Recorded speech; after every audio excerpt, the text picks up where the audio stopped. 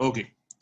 Now, in the last lecture, हमने international trade organization किया था. This was the topic which was done. International trade organization. Will have a small recap and then will continue. International trade organization is much more complex than domestic trade. That is, international trade is much more complex than domestic trade. अभी क्यों है? Because there are many barriers in international trade. जो हम लोग ने last lecture में किया था, जैसे कि इकोनॉमी डिफरेंट है. ठीक है, दो कंट्री का इकोनॉमी डिफरेंट है, दो कंट्री का करेंसी डिफरेंट है, दो कंट्री का लैंग्वेजेस डिफरेंट है, दो कंट्री का गवर्नमेंट पॉलिसीज डिफरेंट है. ठीक है, तो ये अगर इतना डिफरेंस होगा, so there will be a complication while trading between two countries. लेकिन वो ट्रेड स्मूथली जाना चाहिए, इसके लिए इंटरनेशनल ट्रेड ऑर्गेनाइजेशन का एस्टैब्लिशमेंट हुआ. ठीक है, ताकि ट्रेड में कुछ प्रॉब्लम ना हो, कुछ ऊपर नीचे ना हो. ऊपर से और एक अलग चीज क्या था कि मेनी डेवलप्ड कंट्रीज वर एक्सप्लॉइटिंग डेवलपिंग कंट्रीज. ठीक है, exploiting in the terms of money, exploiting in the terms of power.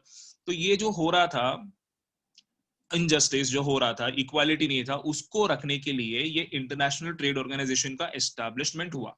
ठीक है, अब है ना कंट्री में, अभी अगर हम देखेंगे तो वर्ल्ड में तरह different types of international trade organisations which will be learning now. Let us go through the table one by one. तो if you see this table, सबसे पहला दिया है WTO, वर्ल्ड ट्रेड ऑर्गेनाइजेशन. ये सबसे पहला ऑर्गेनाइजेशन था जो फॉर्म हुआ था. यहाँ पे जितने भी ऑर्गेनाइजेशन है ना, उसको वही नंबर में दिया गया है on the basis of the formation. ठीक है, तो सबसे पहला WTO हुआ था इन द ईयर 1994 ऑन 15 अप्रैल. ठीक है, वर्ल्ड ट्रेड ऑर्गेनाइजेशन जब चालू हुआ था, तभी ऑलरेडी 123 नेशंस ने उस एग्रीमेंट पे साइन कर दिया था.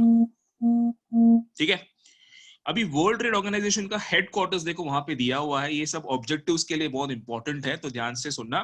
The headquarters of world trade organization is in Switzerland, that is in Geneva. और कितने मेंबर्स है, मतलब कितने कंट्रीज ये ऑर्गेनाइजेशन के मेंबर्स है, दैट इज 164. वहां पे दिया है देखो. ठीक है, तो सबसे पहला था world trade organization. Total number of members at present is 164. ठीक है, and Geneva is the headquarter which is located in Switzerland. अब इसके ना एम्स और फंक्शंस पढ़ते हैं जो राइट हैंड साइड में दिया हुआ है. ठीक है, मेजरली सबके aims and functions almost same रहेंगे, बट देन आल्सो सबसे पहला दिया to provide platform for negotiation in international trade. अब कैसे है कि दो कंट्रीज के बीच में ट्रेड हो रहा है, दो गवर्नमेंट के बीच में ट्रेड हो रहा है. ठीक है, तो बहुत सारी चीजों पे नेगोशिएशन होगा.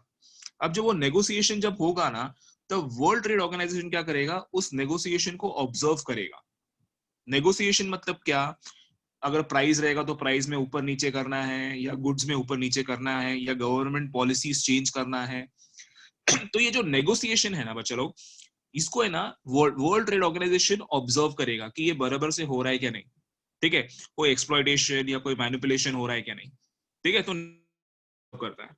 दूसरा है to handle the differences related to trade. ठीक है, अभी डिफरेंसेस फॉर एग्जांपल जब ट्रेड होता है, तो ट्रेड पे बहुत सारे टैक्स होते हैं, बहुत सारे ड्यूटीज होते हैं. और प्रोडक्ट में भी कैसे है कि कुछ कुछ प्रोडक्ट कुछ कुछ कंट्री में अलाउड नहीं है, कुछ कुछ प्रोडक्ट कुछ कुछ कंट्री में अलाउड है, तो उनके पॉलिसीज अलग है. तो वो जो डिफरेंसेस होता है उनको भी हैंडल करना है smoothly. Next one is monitoring the trade policies of member states. अब कैसे है ना, जितने भी कंट्रीज ये वर्ल्ड ट्रेड ऑर्गेनाइजेशन के मेंबर्स है ना, उनको ये वर्ल्ड ट्रेड ऑर्गेनाइजेशन के पॉलिसीज को फॉलो करना है.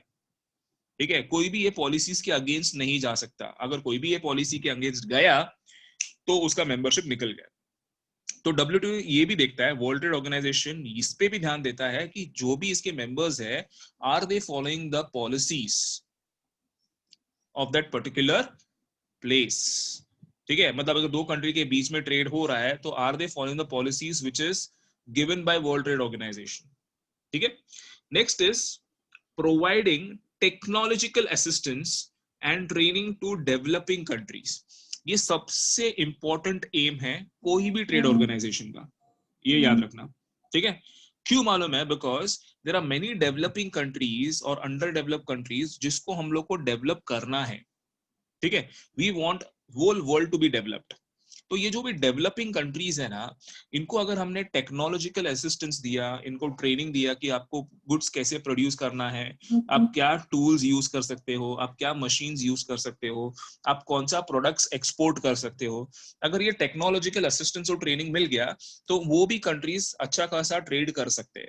अगर ये कंट्रीज ने ट्रेड ज्यादा किया तो ये कंट्रीज भी धीरे धीरे डेवलप होंगे। ठीक है, तो ये थे different aims and functions of WTO, world trade organization. अब आते हैं second international trade organization, that is EU, that is European Union. आपने करेंसी सुना रहेगा, यूरो। यूरो अभी कैसे है कि जितने भी कंट्रीज यूरोपियन यूनियन के मेंबर्स है उनका करेंसी एक ही है, दैट इज यूरो। ठीक है, अभी इसमें कितने कंट्रीज है? टोटल 28 कंट्रीज है और सब यूरोप को बिलोंग करते हैं, इसके लिए नाम दिया यूरोपियन यूनियन। तो इसमें Austria, Hungary, France, Germany, this are all members of European Union. ठीक है, इसका मेन हेडक्वार्टर्स किधर है? ब्रसेल्स में, Belgium. There is a place called Brussels in Belgium, वहां पे इसका हेडक्वार्टर्स है। ठीक है, अब इसके एम्स और फंक्शंस देखते हैं। The first one is established an integrated market among the members of the nation.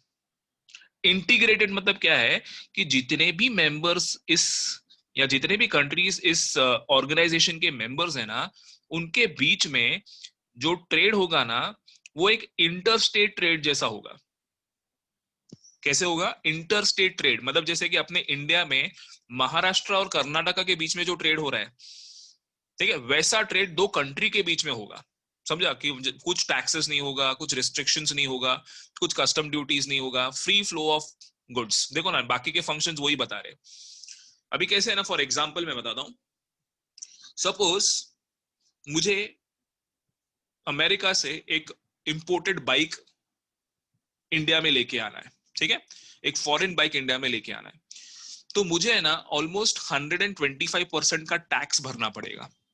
125% मतलब कैसे है कि अगर if the bike is costing 7 lakh rupees, I have to pay 14 lakh rupees और 15 lakh rupees for that bike.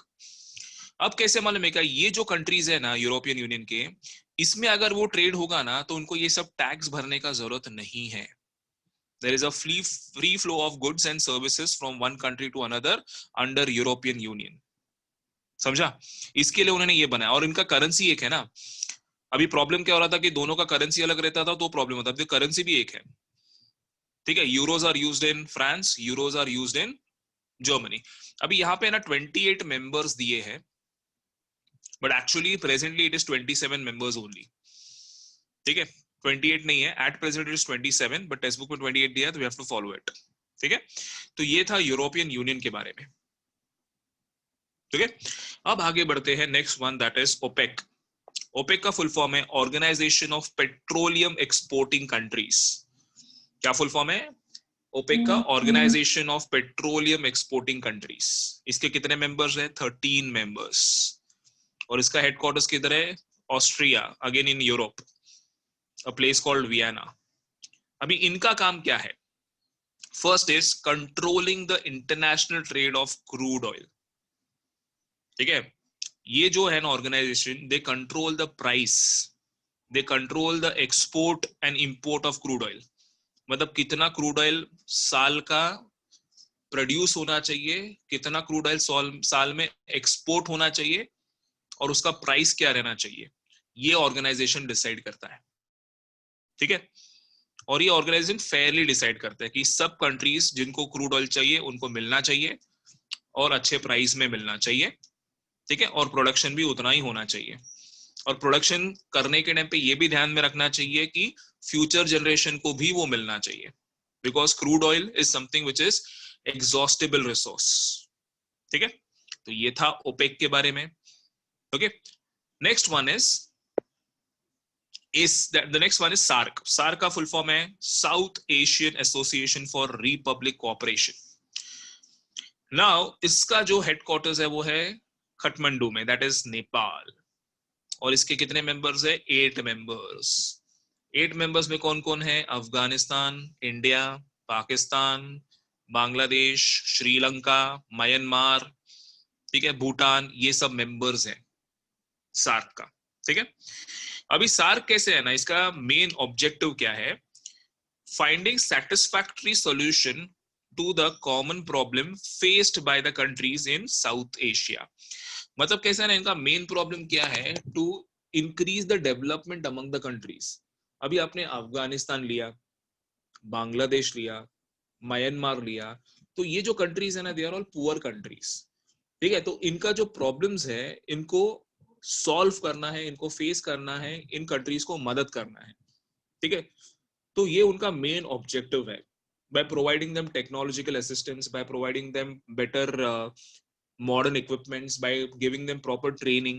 तो ये सब चीजें देने का इनका मेन मोटो है। Next is increasing social welfare, raising the living standards and increasing regional cooperation among the member states। ठीक है, मतलब इन लोगों को फिनांस देना है, इनको ट्रेनिंग देना है, इनमें डेवलपमेंट लाना है, ये मेन है। ठीक है, and the last one is to remove unrest in South Asia। unrest बोलेगा तो जो टेररिज्म एक्ट्स हो रहे हैं या जो पॉलिटिकल इंटरफेरेंसेस हो रहे हैं, इनको शांत करना, ये भी ऑर्गेनाइजेशन का काम है। ठीक है, तो इसमें कैसे कि इसका मेंबर इंडिया है, अभी इंडिया भी मेंबर है, सार्क का भी मेंबर है। ठीक है, अब सार्क के बाद आगे बढ़ते हैं, दैट इज एशियन। एशियन का फुल फॉर्म है association of south east Asian Nations. अभी इसमें इंडिया इंक्लूड नहीं है, एशियन नेशन बोला तो इसमें इंडिया इंक्लूड नहीं है। इसमें कौन से कंट्रीज इंक्लूड है, मतलब जापान, सिंगापुर, फिलीपींस, इंडोनेशिया। ठीक है, ये सब कंट्रीज इसमें इंक्लूडेड है। इसका हेडक्वार्टर्स किधर है, इंडोनेशिया, जकार्टा। ठीक है, अभी इनका भी सेम ऑब्जेक्टिव्स है, expansion of social and cultural harmony. Harmony बोलेगा तो पीस, मतलब ये नेशन में there should be a peace, that is social and cultural peace। ठीक है, along with economic growth in Southeast Asia, promoting regional peace and promoting tax waivers। waiver का मतलब क्या है, waiver का मतलब है कैंसिल करना, टैक्स माफ करना, उसको बोलते हैं weavers for trade growth in member states. मतलब जो भी डेवलपिंग कंट्रीज है उसमें टैक्स माफ करो। सर टैक्स माफ करने से क्या होगा, डेवलपिंग कंट्री में अगर जो डेवलपिंग कंट्री के इंडस्ट्रीज है, फैक्ट्रीज है, मैन्युफैक्चरर्स है, जब उन लोग एक्सपोर्ट करेंगे दूसरे कंट्री में, तो उनको अगर ट्रेड माफ कर दिया, दैट इज सॉरी टैक्स माफ कर दिया, तो क्या होगा, उनका जो प्रॉफिट लेवल है वो बढ़ जाएगा। और जब प्रॉफिट लेवल बढ़ेगा तो ही वो लोग एक्सपांशन कर सकते हैं ना। अगर आपको अपने बिजनेस को एक्सपांड करना है, ग्रो करना है, तो आपको प्रॉफिट का जरूरत पड़ता है, और अगर प्रॉफिट आपका ज्यादा रहेगा तो ही आप ग्रो कर पाएंगे। तो गवर्नमेंट क्या करता है, ये ऑर्गेनाइजेशन क्या करता है कि ये जो डेवलपिंग कंट्रीज है उनको ट्रेड में एनकरेज करने के लिए टैक्स वेव कर देता है। वेव बोलेगा तो माफ कर देता है, ताकि उनका प्रॉफिट बढ़े और उनका एक्सपांशन हो। ठीक है, तो ये थे ऑब्जेक्टिव्स ऑफ एशियन। नेक्स्ट आता है एपेक। जैसा ओपेक था वैसे ये एपेक है, बट एपेक अलग है। इसमें एशिया पैसिफिक इकोनॉमिक कोऑपरेशन है। ठीक है, एशिया पैसिफिक क्यों बोला, because there are countries which belongs to Asia and there are countries which belongs to Pacific Ocean. जो कंट्रीज पैसिफिक ओशन में है, जैसे कि ऑस्ट्रेलिया, न्यूजीलैंड, ठीक है, पापा न्यू गिनी, ये जो कंट्रीज है ना, they are all in Pacific Ocean and there are countries which in Asia. Asia में मतलब सिंगापुर, ठीक है, इंडोनेशिया, मलेशिया, ये कंट्रीज जो एशिया के हैं। ठीक है, तो ये दोनों का कॉम्बिनेशन है इसमें, इसके लिए नाम दिया है Asia Pacific economic cooperation. So there are total 21 countries including Australia and New Zealand. Headquarters is Singapore. अभी इनका क्या मेन मोटिव है, free trade and economic cooperation in Asia and Pacific ocean. मतलब जितने भी सी रूट्स है एशिया और Pacific ocean में, जितने भी कंट्रीज है, उनके बीच में जो ट्रेड होगा, जो सी रूट के जो ट्रेड होंगे या सी ट्रेड होगा ना, वो स्मूथ होना चाहिए। ठीक है, और ये जो एशियन कंट्रीज है और ये जो countries which belongs to Pacific Ocean, they should work together in order to develop the economy of their countries. ठीक है, next one is promoting regional and technical cooperation among members। ठीक है, मतलब जितना भी टेक्निकल असिस्टेंस होगा जो developing countries है या इवन द डेवलप कंट्रीज, उनको हेल्प करने के लिए we can do it. Australia और इंडोनेशिया के बीच में ट्रेड होता है, ठीक है। ऑस्ट्रेलिया और मलेशिया के बीच में ट्रेड होता है, ठीक है। इवन न्यूजीलैंड और ऑस्ट्रेलिया के बीच में ट्रेड होता है, बिकॉज दे आर टुगेदर। तो ये जो कंट्रीज के बीच में ट्रेड होता है वो स्मूथली होना चाहिए, इसके लिए ऑर्गेनाइजेशन रखा हुआ है। और सबसे लास्ट और लेटेस्ट जो ऑर्गेनाइजेशन बना था, ठीक है, दैट वाज ब्रिक्स। ब्रिक्स का फुल फॉर्म वहां पे दिया हुआ है, Brazil, Russia, India, China and south Africa. इसका हेडक्वार्टर्स है Shanghai, that is in China, ठीक है। अब ब्रिक्स क्यों बनाया था? ये ब्रिक्स कभी आया था? नरेंद्र मोदी का जब गवर्नमेंट आया था, बीजेपी गवर्नमेंट आया था, उसके बाद में ये ब्रिक्स का फॉर्मेशन हुआ था, ठीक है।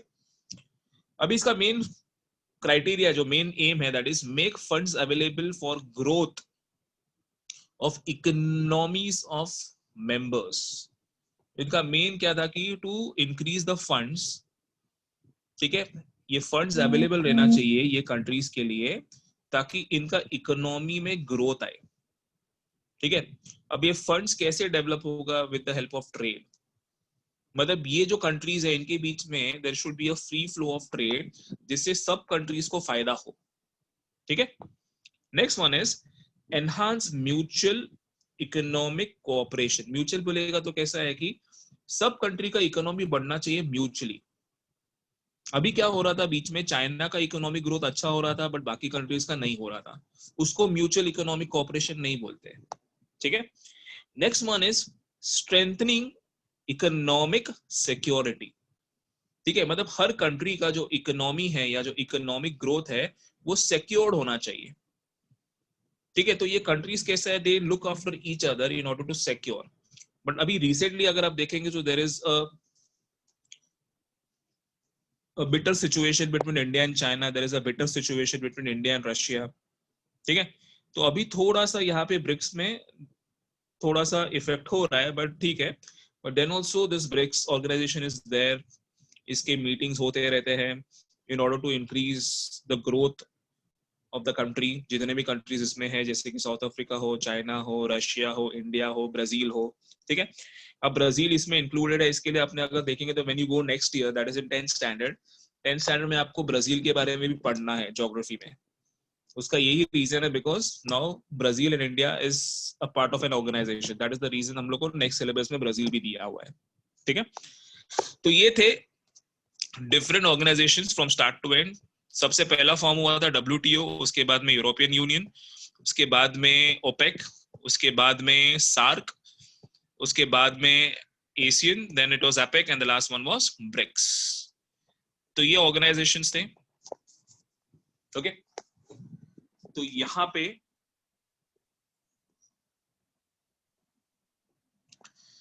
अपना ये पार्ट खत्म हो जाता है। इसमें कोई डाउट्स है तो आप पूछ सकते हो अभी।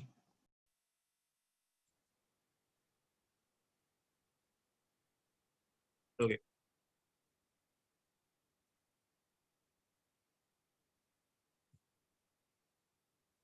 अभी आपके टेक्स्ट बुक में है ना, आपके एक्सरसाइज में, if you see over here, मैं आपको दिखा रहा हूँ, देखो, if you see over here there is a graph given, draw a graph,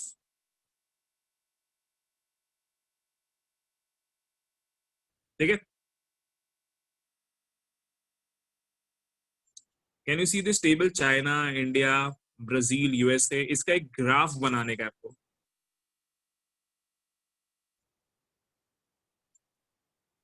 ये कंट्री का एक्सपोर्ट और इंपोर्ट दिया है, उस पर ग्राफ बनाने का। अभी ये ग्राफ कैसे बनाना है मैं एक्सप्लेन करूंगा यहाँ पे, ठीक है। और वो ग्राफ एक्सप्लेन करने के बाद में आपको घर पे वो ग्राफ प्रैक्टिस करना है ग्राफ पेपर में, that is your homework, okay. तो यहाँ पर ध्यान से वो ग्राफ को देख लेना, okay.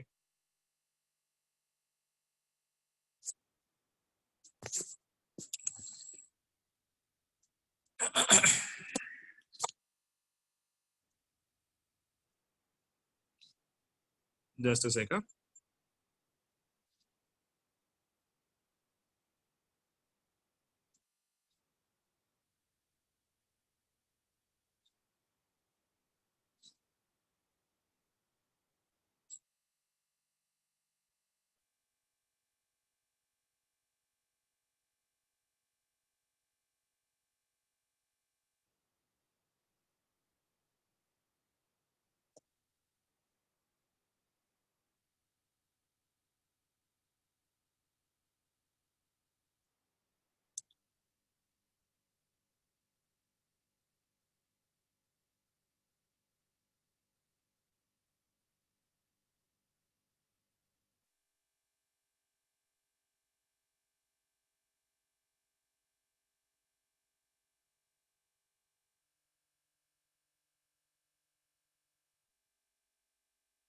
Okay. Now, if you see, this is the question which was given in your textbook, test back question है. इसमें you can see the countries China, India, Brazil and USA. दोनों सब कंट्रीज का export भी दिया है और import भी दिया है. It is given in million US dollars. ऊपर दिखा है देखो. Make a compound bar graph of the given data. ठीक है. अभी आपको पहला स्टेप क्या करना है, ध्यान से सुनना है. पहला स्टेप आपको क्या करना है, आपको दोनों को ऐड करना है. पहला एक्सपोर्ट और इंपोर्ट को ऐड करना है. ठीक है. हर कंट्री का आपको ऐड करना है. अभी अगर आप ऐड करेंगे तो देखो, चाइना का 2143 plus 1960 is equal to 4103. India का 272 प्लस 380 इज 652. तो आपने पहला ऐड करना है इसको. ठीक है. ऐड करने के बाद आप देख रहे हो 4103 है. अब 4103 है ना, ग्राफ पेपर में आप बना नहीं सकते, तो आप उसको राउंड ऑफ करोगे. राउंड ऑफ मतलब क्या, 4103 will become 4100, 652 will become 650, 431 will become 430. ठीक है. And 3890 will become 3900. ठीक है. तो आपको उसको राउंड ऑफ करना है. चाहिए तो अभी बुक में लिख लो. ठीक है. अब अपने इसको ऐड करने के बाद में, राउंड ऑफ करने के बाद में, now we have come to the graph paper. Step 1, आपको टाइटल लिखना है. Can you see the title is given over there, compound bar graph and subtitle is export and import. तो title और सब टाइटल लिखना है. ठीक है. इसके भी मार्क्स है. तो आप लोग पहला लिखोगे कंपाउंड बार ग्राफ और स्टेप 2 लिखोगे export and import. Next is you will draw X axis and Y axis. ठीक है. Step 2 X axis and Y axis. आपने अगर देखा रहेगा तो दोनों साइड में 2 सेंटीमीटर छोड़ा है. 1 box is equal to 1 centimetre. So if you see, Y axis में 2 सेंटीमीटर छोड़ के वाई एक्सिस बनाया है, नीचे 2 सेंटीमीटर छोड़ के एक्स एक्सिस बनाया है. Step 3, you have to write the variables. नीचे आपको कंट्रीज लिखना है और यहां पर आपको लिखना का है export and import in million US dollars. ये भी लिखना है. अगर आपने ये नहीं लिखा तो आपका हाफ मार्क जाता है. ठीक है. इसके लिए मैं स्टेप वाइज बता रहा हूं ताकि आप गलती ना करें. तो मैंने स्टेप 1 क्या बोला था, title and subtitle. Step 2 बोला था X axis and Y axis. ठीक है. फिर बाद में मैंने बोला वेरिएबल्स लिखना है और उसके बाद में आपको स्केल के लिखना है. That is 1 centimetre is equal to 400 million dollars. मतलब अभी आप वाई एक्सिस पे 1 सेंटीमीटर का वैल्यू कितना है, 400. ठीक है. मतलब 1 सेंटीमीटर में 1 बॉक्स है. ओके. तो आपको यहां पर वो लिखना है 400, 400 के बाद में 800, 800 के बाद में 1000, 400 के गैप में आपको मार्क करना है. और नीचे आपको कंट्रीज लिखना है, China, India, Brazil and USA. ठीक है. अभी अगर मैं चाइना का एग्जांपल लूं तो आपको सबसे पहला एक बड़ा सा बार बनाना है ऑफ 4103. मैंने अभी बोला था कि 4103 इज नॉट पॉसिबल. तो आप क्या बनाओगे, 4100 का. तो ये जो ग्राफ में पहला बार आएगा दैट विल बी ऑफ 4100. अब आप यहाँ पे ना 2 चीज को डिनोट कर रहे हो. आप एक्सपोर्ट भी बता रहे हो, आप इंपोर्ट भी बता रहे हो. तो आपको कैसे है कि उसका इंडेक्स बनाना पड़ेगा. देखो राइट हैंड साइड में स्केल के नीचे उसका इंडेक्स है. एक्सपोर्ट के लिए अलग शेड है, इंपोर्ट के लिए अलग है. ठीक है. Because you have to differentiate between export and import, नहीं तो दोनों सेम लगेगा. ठीक है. तो ये बनाने के बाद में आप एक बार ग्राफ बनाओगे बड़ा सा टोटल का, दैट इज 4103. फिर उसमें से आप क्या करोगे, उसमें से आप इंपोर्ट का एक, अच्छा आपने पहला पूरा सब बना दिया. उसके बाद आप क्या करोगे, आप इंपोर्ट का एक बार बनाओगे, या एक्सपोर्ट का, आई एम सॉरी, एक्सपोर्ट का एक बार बनाओगे. एक्सपोर्ट एक 2143 है. तो आप 2143 के इधर मार्क करके आप एक्सपोर्ट का एक बना रहे हो. तो इंपोर्ट का जो है ना वो बाय डिफॉल्ट आ जाएगा. समझ में आ रहा है आपको. इसको बोलते हैं compound bar graph.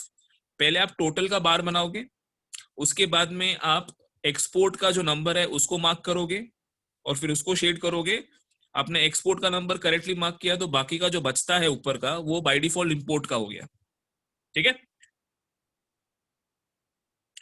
Next is India का. तो इंडिया में अगर आप देखेंगे तो 272 एक्सपोर्ट है, तो आप 272 को मार्क करोगे.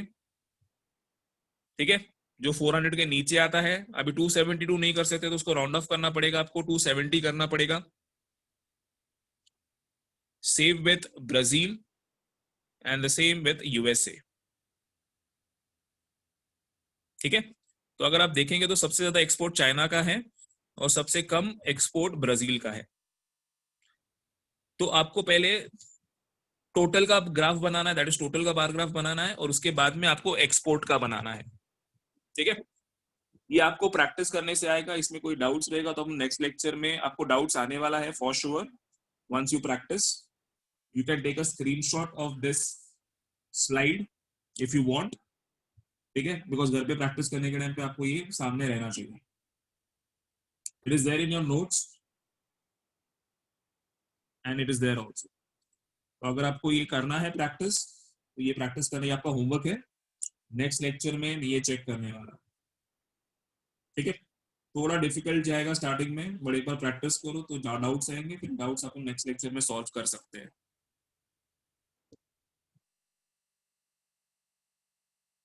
तो मैंने क्या बोला, स्टेप 1 क्या है, title subtitle. Step 2 X axis Y axis.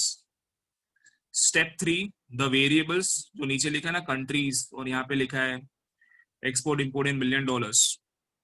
ठीक है, स्टेप 4 आपको वो लिखना है y एक्सिस पे द नंबर्स और x एक्सिस में द कंट्रीज नेम।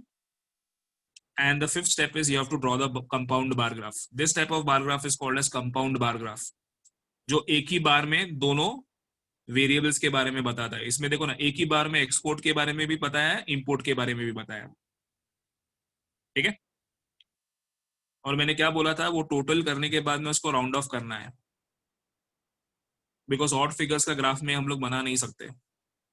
और स्केल लिखना बहुत जरूरी है, और स्केल के नीचे आपको इंडेक्स बनाना जरूरी है एक्सपोर्ट और इंपोर्ट का, if you see on right hand side.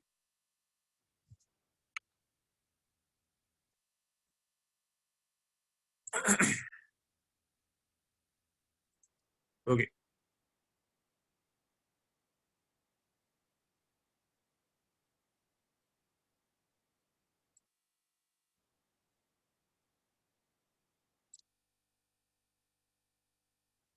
okay, in certain schools this thing will be omitted, but there are certain schools